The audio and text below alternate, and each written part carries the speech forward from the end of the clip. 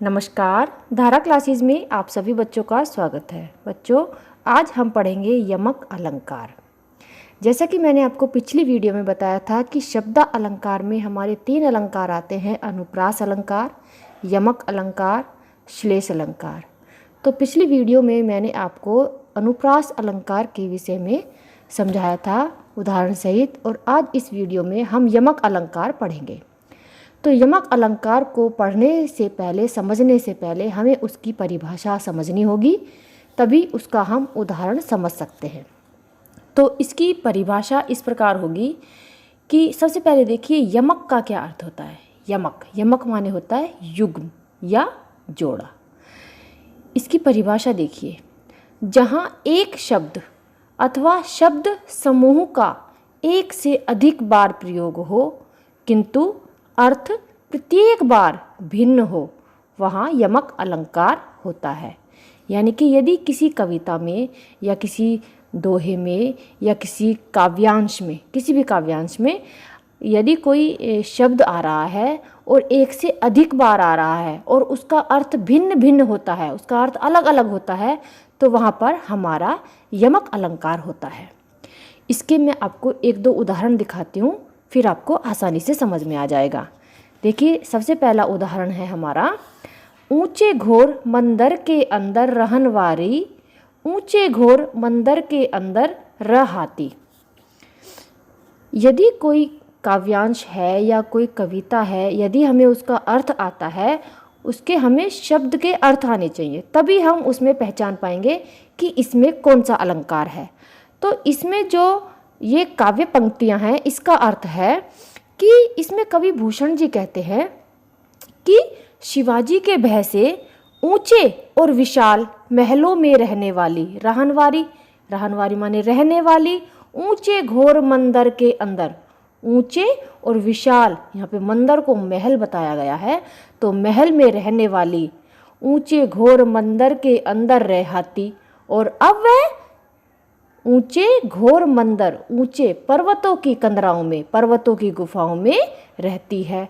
शिवाजी के भय से जो शत्रुओं की जो स्त्रियां हैं, वो जो पहले महलों में रहती थी और अब वो पर्वतों की गुफाओं में रहती है। तो ऊंचे घोर मंदिर का अर्थ है महल, और दूसरे जो ऊंचे घोर मंदिर है उसका अर्थ है पर्वतों की गुफाएं। तो हम इसका स्पष्टीकरण कैसे लिखेंगे? आपका पूरा जो उदाहरण है, जब आप उसका स्पष्टीकरण लिखेंगे तभी आपको उसके पूरे नंबर मिलेंगे। तो इसका हम स्पष्टीकरण कैसे लिखेंगे? उपयुक्त उदाहरण में ऊंचे घोर मंदिर के 2 भिन्न भिन्न अर्थ हैं। जो प्रथम पंक्ति है ऊंचे घोर मंदिर के अंदर, इसमें महल, और दूसरी जो पंक्ति है ऊंचे घोर मंदिर के अंदर पर्वतों की गुफाएं, इसलिए यहाँ पर यमक अलंकार है। अब हमारा दूसरा उदाहरण देखिए, उधव जोग जोग हम नाही। ये आपने 11th और 10th क्लास में भी पढ़ा है, जब सूरदास जी द्वारा रचित है ये भ्रमर गीत। उधव जब गोपियों के पास आते हैं तो गोपियाँ क्या कहती हैं? उधव जोग जोग हम नाही। उपयुक्त वाक्य में जो जोग जोग 2 बार आया है कि हे उद्धव, हम इस योग के योग्य नहीं हैं, गोपियाँ ऐसे कहती हैं। तो जो जोग है, एक जोग का अर्थ है यहाँ पर योग, और दूसरे जोग का अर्थ है योग्य। तो यहाँ पर जोग शब्द की 2 बार आवृत्ति हुई है।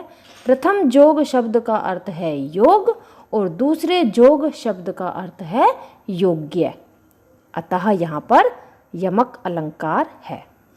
आपको कोई भी उदाहरण हो, यदि उसका आपको अर्थ आता है, हिंदी में भी उसकी व्याख्या आनी चाहिए आपको, तभी आप उसको तुरंत पहचान लेंगे कि इसका यहाँ पर यमक अलंकार है या कौन सा अलंकार है। तो आपको उसका अर्थ भी आना चाहिए।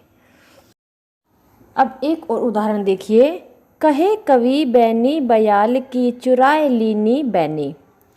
अब ये बेनी बेनी 2 बार आया है, तो कहे कवि बेनी, यहाँ पर कवि बेनी प्रसाद जी कहते हैं, बयाल की चुराए लीनी बेनी।